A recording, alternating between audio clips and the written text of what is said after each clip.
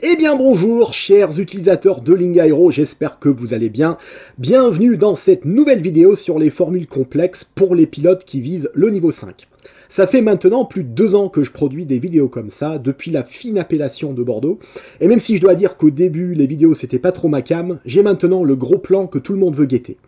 Alors dans cette vidéo, nous allons aborder la forme ING, qui est une des conjugaisons les plus polyvalentes de la langue anglaise et qui fait partie des formules complexes demandées par l'OACI dans le cadre du niveau 5.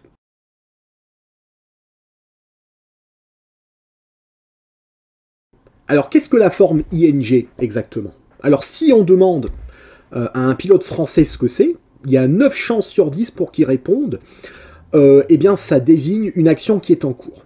Alors cette réponse n'est pas totalement fausse, puisqu'effectivement, quand on combine la forme ing avec le verbe be, ça désigne effectivement une action qui est en cours. Mais plus généralement, la forme ing désigne tout simplement le fait de faire quelque chose, ou l'action. Donc je prends un exemple avec un verbe qu'on entend assez souvent, avec une expression qu'on entend assez souvent dans le cockpit des avions, à savoir tenir le manche. Alors, tenir le manche, c'est quand même très important, parce que si on ne tient pas bien le manche, on peut difficilement contrôler son avion. Donc, tenir le manche, to hold the stick. Et le fait de tenir le manche, c'est holding the stick. Donc, quand on veut faire référence au fait de tenir le manche, je peux faire une phrase, par exemple, holding the stick too tightly can cause injury to the pilot.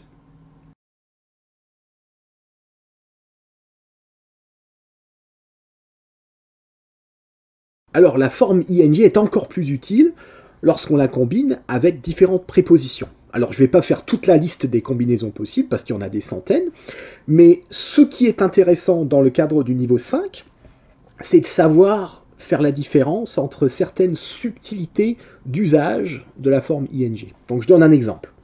La forme ing avec la préposition by peut traduire l'idée de en faisant quelque chose au sens du résultat. Donc par exemple, I can control my aircraft better by holding the stick less tightly. Et sinon, on peut aussi traduire l'idée de en faisant quelque chose au sens de deux actions simultanées, qui sont menées simultanément. Alors à ce moment-là, on dirait holding the stick too tightly while flying can cause injury to the pilot.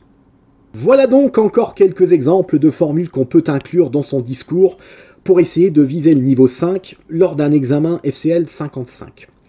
Alors, encore une fois, on n'a pas besoin d'être Shakespeare pour réussir le niveau 5. C'est d'ailleurs à cause de Shakespeare que beaucoup de Français pensent que la langue anglaise est dure aujourd'hui alors qu'elle était molle hier.